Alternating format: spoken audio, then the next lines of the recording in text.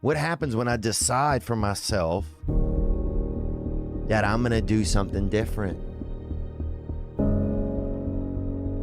I'm going to have setbacks, I know.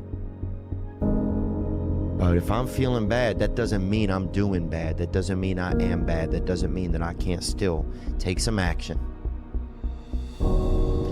Because yeah, nothing changes if nothing changes, man.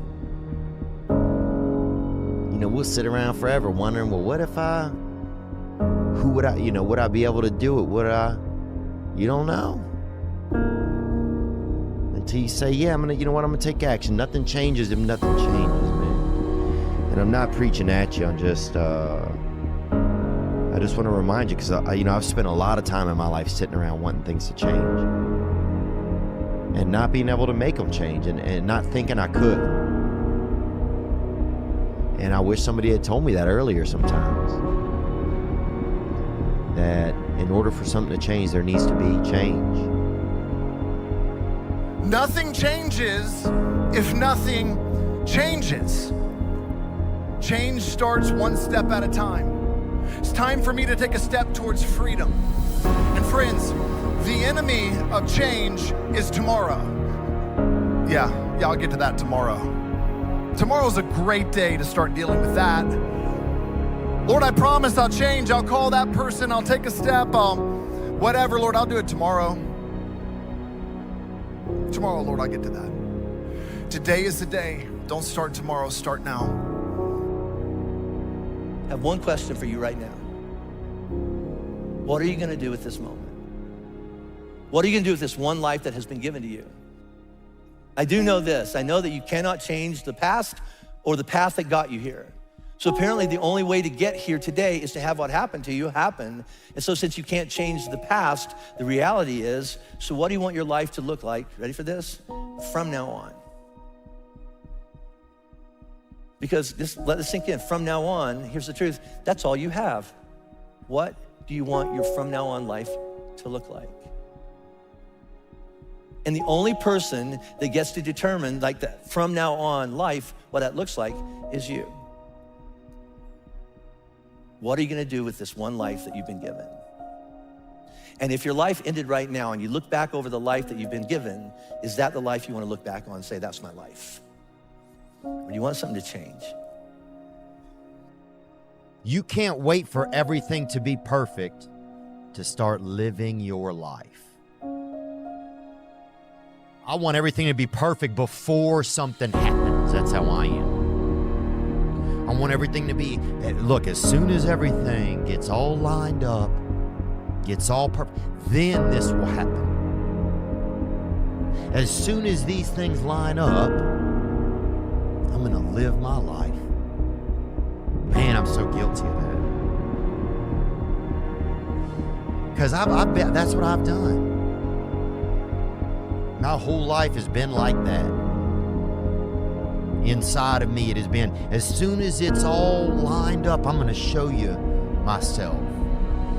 I can't wait, man. It's not all I'm never gonna get to that where everything's okay, where everything looks a certain way.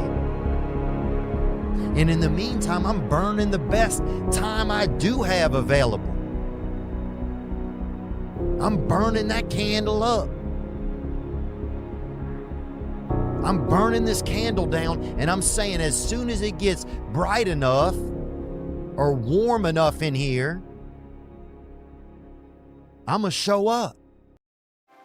But the candle's getting smaller. You can't wait for everything to be perfect to start living your life. Now, I think what he's getting at here is that there is a temptation for all of us to kind of fixate ourselves on the destination and lose sight of the journey. If I could just get this project done, if I could just get this area cleaned, if I can just organize this part of my life, then I'll be the kind of person I want to be. There is a temptation for all of us to fixate on the destination and miss out on the journey. It's not the destination, it's the journey. You see, for some of us, we have these massive high goals. We become so fixated on loving the finish line, but not actually enjoying the race and enjoying the process that it takes for us to get there.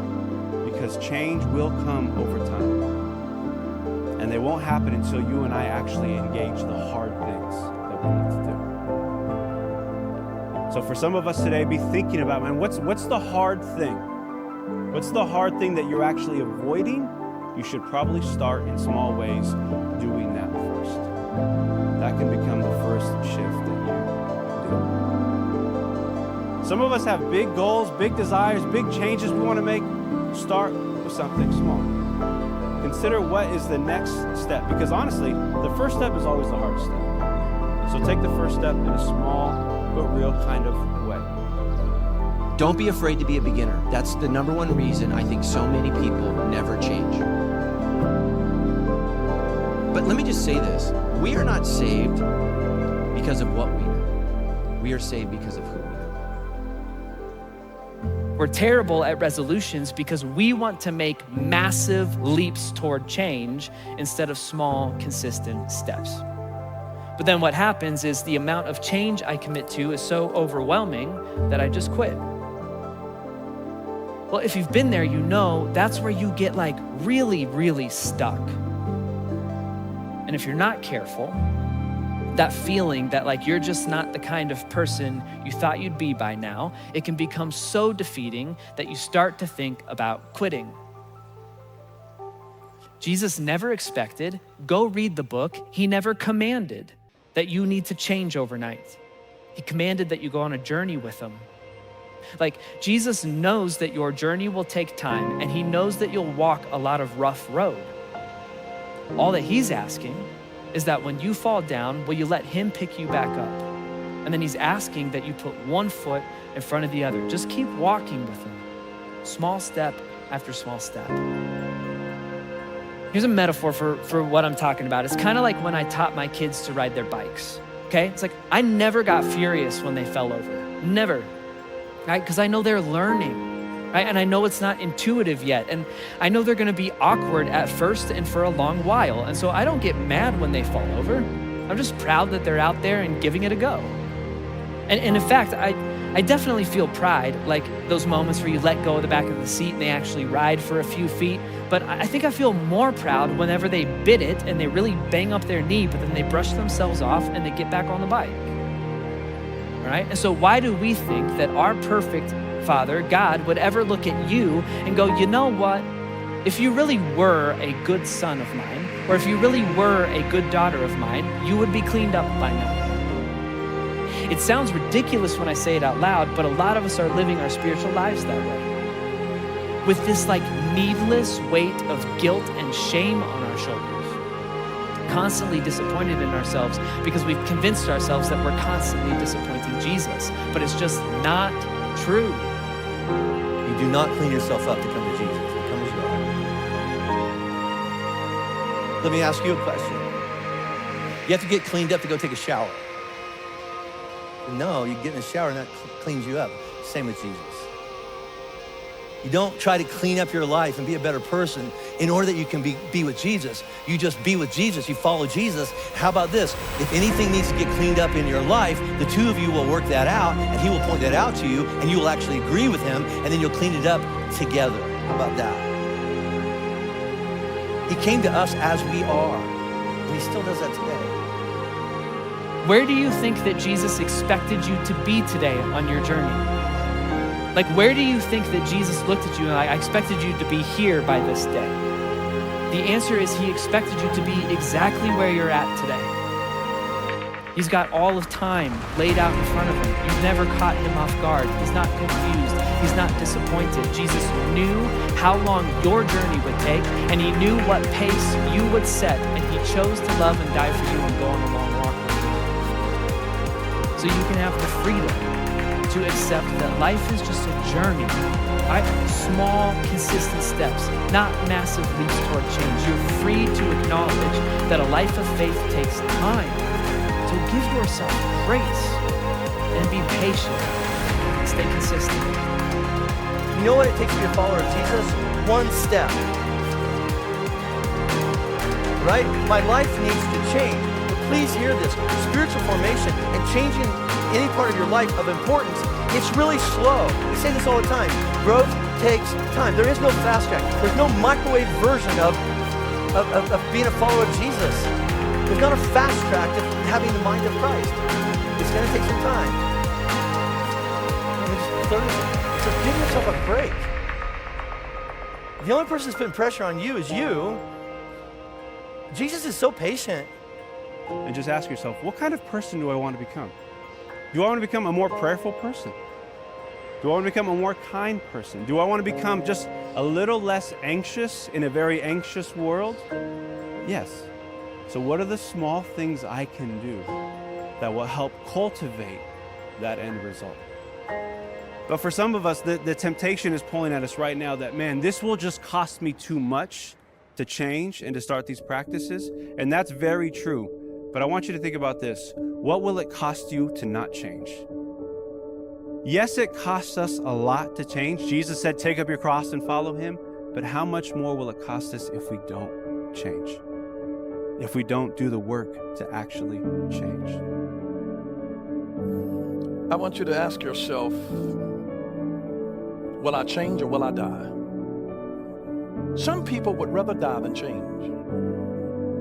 Change is painful.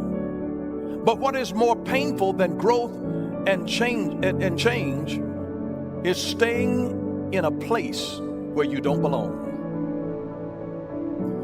I love what the words of Socrates. He said that the secret of change is to focus all of your energy not on fighting the old, but on building the new. There are some people, when they need to change, they keep bringing up your history. It's not about your history and what you did back then. It's about building the new. We've all made mistakes. God doesn't want to dwell on your mistakes and your failure. That's not what God is into, to try to make you feel guilty and unworthy and trashy and all of that. God's energy is not spent on your past. God says, I have a future for you.